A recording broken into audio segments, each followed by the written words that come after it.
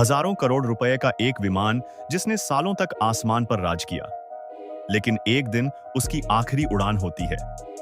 अब सवाल यह है कि उसके बाद उसका क्या होता है।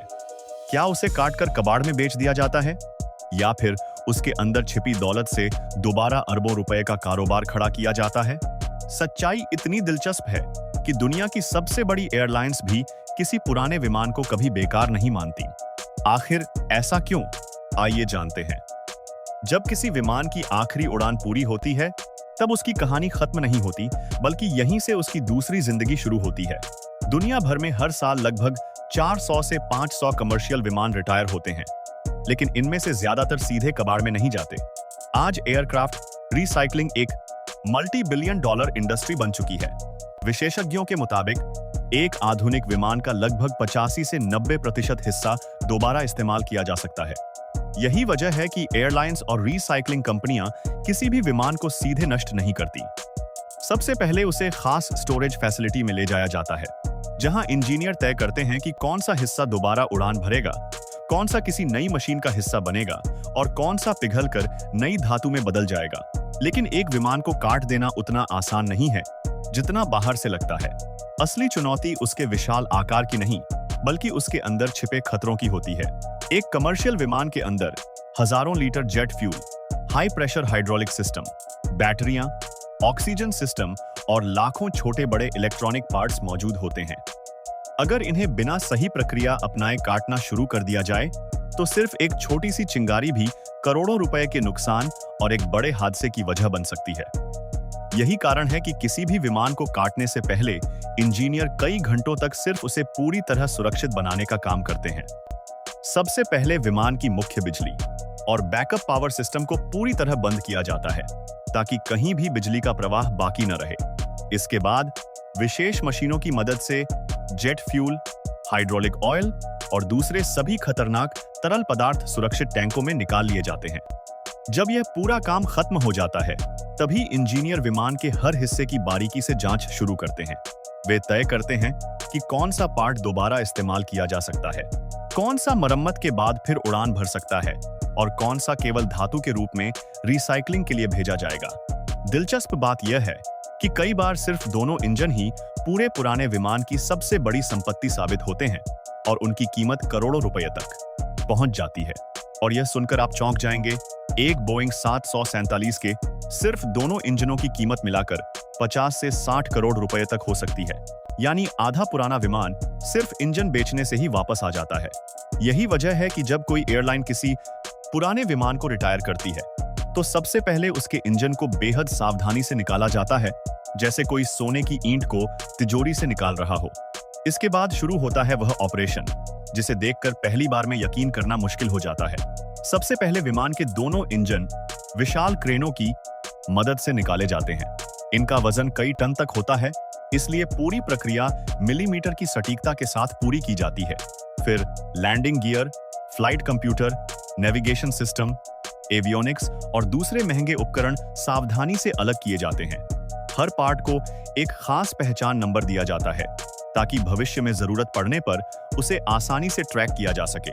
लेकिन इस पूरी कहानी का सबसे दिलचस्प हिस्सा अभी बाकी है। जब सभी कीमती उपकरण निकल जाते हैं, तब विमान का पूरा इंटीरियर हटाया जाता है।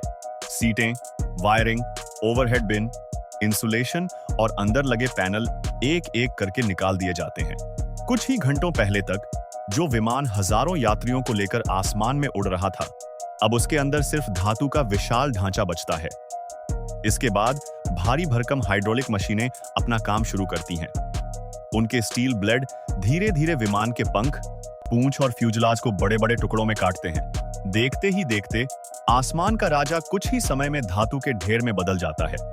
यह दृश्य किसी साइंस फिक्शन फिल्म जैसा लगता है, लेकिन यही एक विमान की दूसरी जिंदगी की शुरुआत होती है। इसके बाद इन विशाल टुकड़ों को रिसाइकलिंग प्लांट भेजा जाता है, जहां शक्तिशाली इंडस्ट्रियल श्रेडर उन्हें छोटे छोटे टुकड़ों में बदल देते हैं।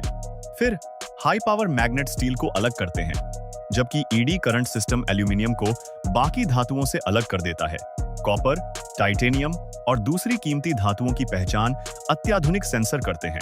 यही वजह है कि लाखों किलो धातु को भी बेहद सटीक तरीके से अलग किया जा सकता है। ताकि उसका अधिकतम दोबारा इस्तेमाल हो सके। अब इन धातुओं की एक नई यात्रा शुरू होती है। स्टील को विशाल इलेक्ट्रिक आर्क फर्नेस में लगभग 2000 डिग्री सेल्सियस के आसपास के तापमान पर पिघलाया जाता है। इसके बाद वैज्ञानिक और इंजीनियर लगातार उसकी गुणवत्ता और रासायनिक संरचना की निगरानी करते हैं। जब सारी अशुद्धियां हट जाती हैं, तब यही पिघला हुआ स्टील नए बिलेट, स्लैब और शीट्स में बदल जाता है। बाद में यही धातु कारों, रेलवे, फैक्ट्रियों, पुलों, इमारतों और भारी मशीनों के निर्माण में इस्तेमाल होती है। यही वजह है कि एयरक्राफ्ट रिसाइकलिंग उद्योग हर साल करोड़ों डॉलर के कच्चे माल की बचत करता है और पर्यावरण में जाने वाले धातु के कचरे को भी काफी हद तक कम करता है। इतना ही नहीं, कई मामलों में उच्च गुणवत्ता वाला एल्यूमिनियम और टाइटेनियम दोबारा एरोस्पेस इंडस्ट्री तक पहुंच जाता है। यानी जो विमान कभी आसमान में उड़ता था, उसका एक हिस्सा भविष्य में किसी नए विमान की उड़ान का भी हिस्सा बन सकता है। शायद आपको जानकर हैरानी होगी कि हर रिटायर विमान को पूरी तरह काटा ही नहीं जाता। अगर उसके इंजन, लैंडिंग गियर, एवियोनिक्स या दूसरे महत्वपूर्ण सिस्टम अच्छी स्थिति में हो, तो उन्हें पूरी तरह टेस्ट और सर्टिफाई करने के बाद दूसरे विमानों में लगाया जाता है। यही वजह है कि दुनिया की कई बड़ी एयरलाइंस नए पार्ट्स खरीदने की बजाय प्रमाणित पुराने पार्ट्स का इस्तेमाल करती हैं।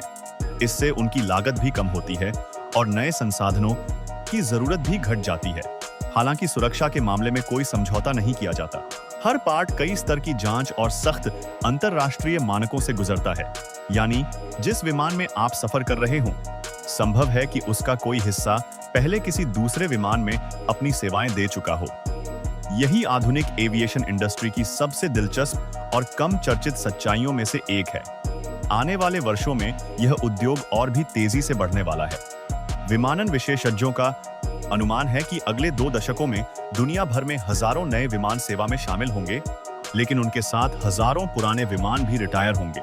ऐसे में एयरक्राफ्ट रिसाइकलिंग की भूमिका पहले से कहीं ज्यादा महत्वपूर्ण हो जाएगी। नई तकनीकों पर काम किया जा रहा है, जिनकी मदद से कार्बन फाइबर, कंपोजिट मटेरियल और आधुनिक मिश्र धातुओं को भी पहले से कहीं बेहतर तरीके से दोबारा इस्तेमाल किया जा सकेगा।